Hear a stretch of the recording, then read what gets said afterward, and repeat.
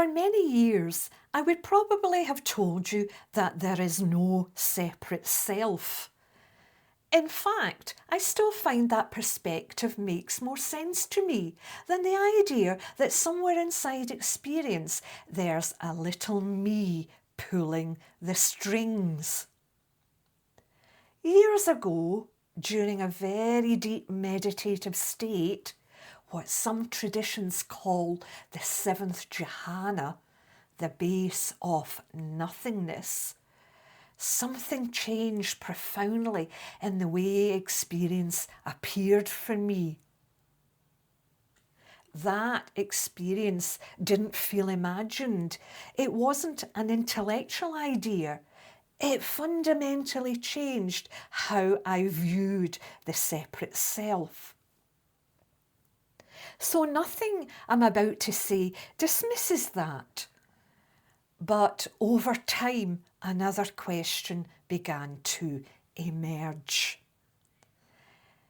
If non-duality invites us to question everything, why should the idea of no self be the one thing we never question?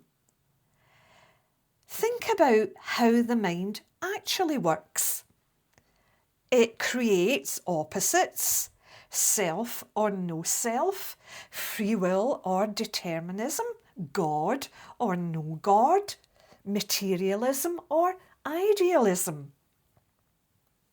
The mind assumes that one side must eventually win. But what if that's simply what the mind does? What if replacing self with no self is still moving within the same framework of opposites? Now, this doesn't mean I've suddenly started believing in a separate self. Far from it. I still find the notion of no separate self the framework that best matches my direct experience. But I've also come to see that clinging to no self as a conclusion may simply create another opposite to defend. And the moment a conclusion has to be defended, perhaps we've quietly stepped back into dualistic thinking. Zen has a wonderful habit of refusing to let the mind settle anywhere. First, it questions the separate self. Then, just when the mind becomes comfortable saying there is no separate self, Zen quietly asks, has no self become another place for the mind to settle? Instead, Zen keeps inviting us back to direct looking, not as ideas, but at immediate experience itself. What is actually here before thought adds its interpretation? So these days, I'm less interested in defending a position. I'm more interested in looking.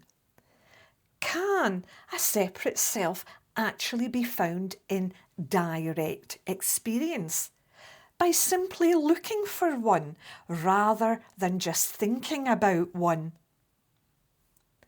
That question still feels alive. Perhaps it always should.